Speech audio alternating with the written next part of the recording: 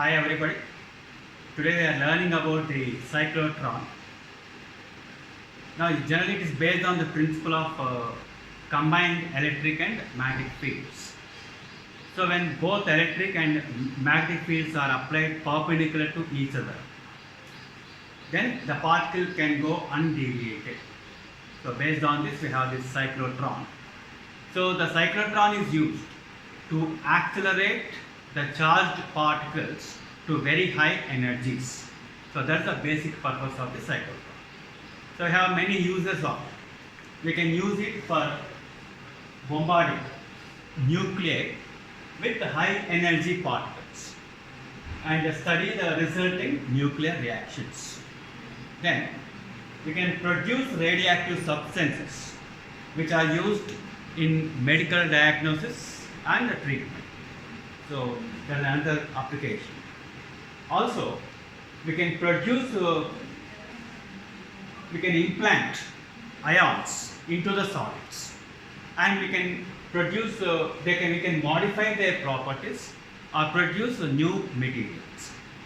So these are the uses of the cyclotron.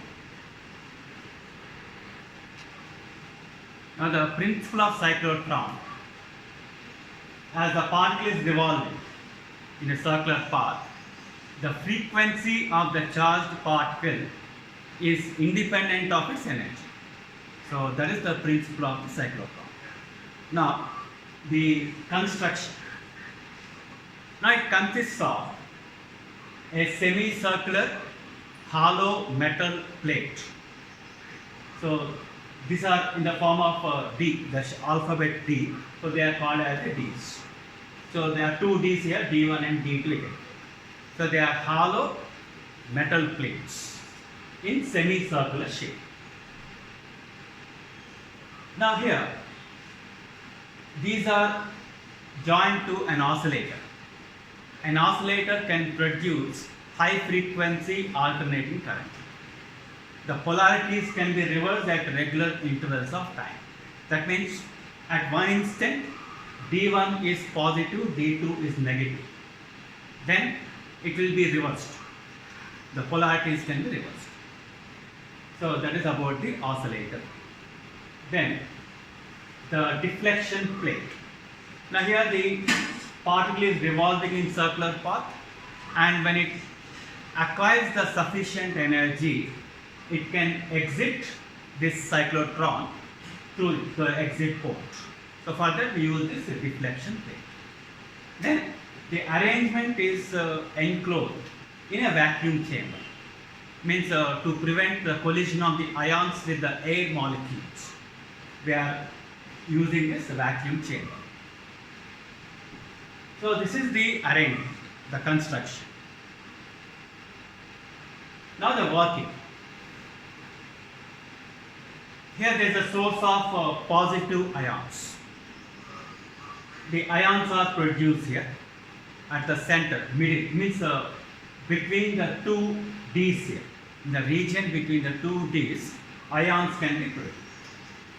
Now, with the help of the oscillator, electric field is produced. So the direction of the electric field can be changed at regular intervals of time. And also, we have a magnetic field. The direction of the magnetic field is into the plane, perpendicular and into the plane. So this is the magnetic field. So the both electric and magnetic fields are applied perpendicular to each other. So first of all, there is a ion produced here. Suppose this is a positive ion. Suppose the D1 is negative and the D2 is positive. Now the ion will get attracted towards the D1. So what happens? As it is moving, it is acquiring some velocity. Initially it is at rest. So it acquires some velocity. Now when it enters the D, inside the hollow metal plate, there is no electric field. So inside there is no electric field, therefore there is no acceleration. So whatever velocity it is entering, that will be constant in magnitude. So the magnitude of the velocity is constant once it enters the D. Now, when it is inside the D, it is acted upon by the magnetic field. Here the magnetic field is perpendicular to the plane. So using the Fleming's left hand rule, we can find the direction of the magnetic field. It means the direction of the force. Here the index finger is into the plane, particle is moving towards in the forward direction, so you keep it like this. So the force is upwards. So here the force is acting upwards. The force is perpendicular to the velocity. Therefore, it will provide the centripetal force. So because of the centripetal force, the particle moves in a circular path. And here it is coming out. Now at the instant it comes out, the polarities will be reversed. Now D2 is made negative, D1 will be positive. So what happens, as the positive ion comes out, it is attracted to D. So what happens, as it is traveling between the D's, again it is getting accelerated. So the velocity increases here. Now with the increased velocity, it moves in a circular path. Now as the velocity increases, the radius of the circular path also increases, because we have R is equal to mv by dt. So radius depends on velocity, or velocity depends on radius. So here I can say, with the increased velocity, it is moving in a circular path of greater radius. Now, so that is, it is moving in a circular path. Again, it is exiting. So once it comes out, the polarities will be reversed again. So the process repeats. Now again, it is moving in a circular path with a greater velocity. So increase the radius. So gradually what happens?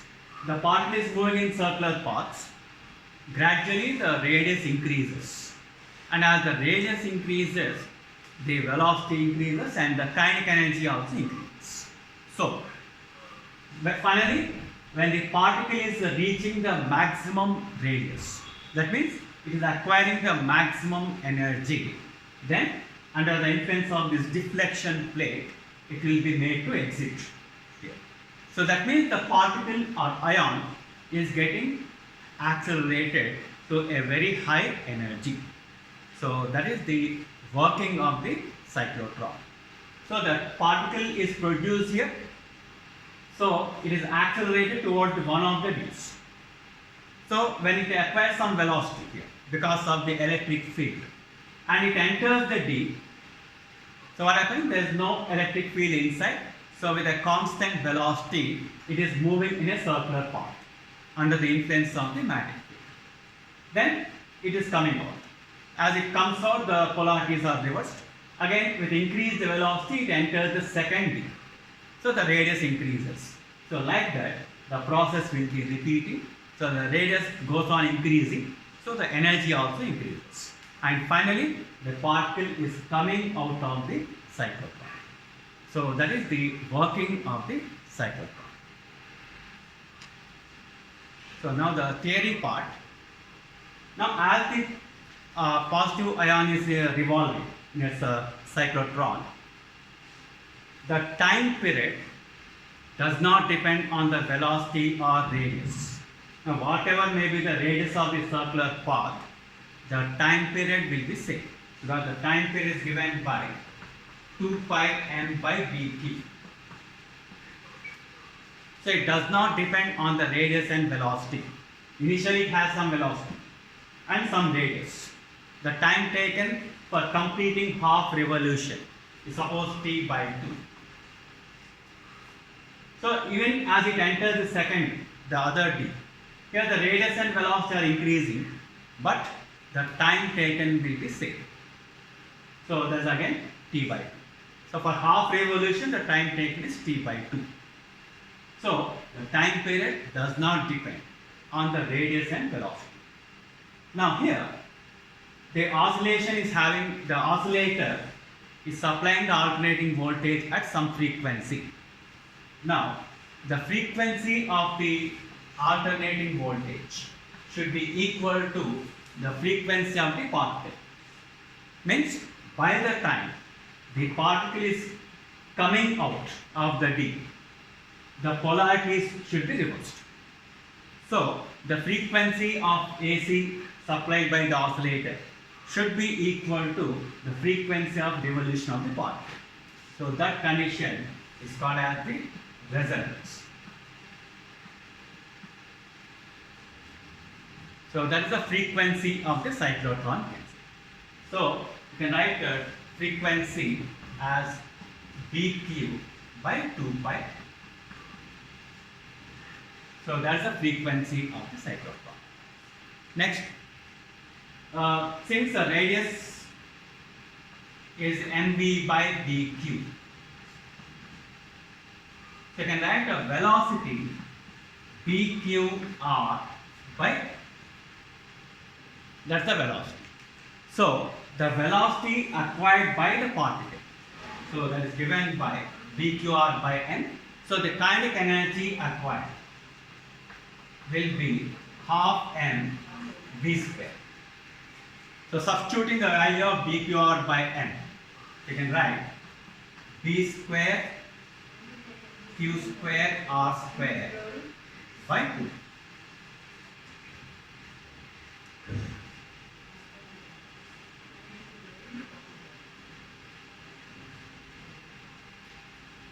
So, that is the expression for the kinetic energy acquired.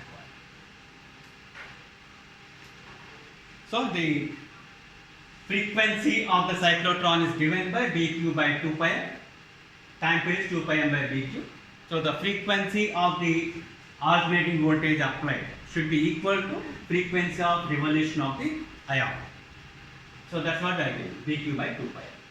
And the radius is mv by bq, so velocity is bqr by m. So, the kinetic energy is half m v square. So, that is b square q square r square by 2m. Now, the limitations of the cyclotron. Now, here we say that the ions are getting accelerated. We can apply this only to the charged particles. If the particles are neutral, then they cannot experience any force. Means here they cannot be accelerated. So, it is not applicable to neutrons. We cannot accelerate the neutrons. And also, electrons, very light particles like electrons, because in case of electrons, even before they gain the sufficient energy, the radius becomes maximum and it will escape from the cyclotron. So, immediately it gains the radius will increase to the maximum before gaining the energy, and it will exit the cyclotron. So, that's why we cannot apply this principle to light particles like electrons, even though they are charged. And also, we can increase the energy up to certain limit. We cannot increase beyond that. So, there is some limitation. That is because of the oscillator. It has a limited power and frequency, and also we are applying the magnetic field. So, the strength of the magnetic field is limited. So, because of these factors, you can say that the energy, the maximum available energy is limited. So, these are the limitations of the cyclotron.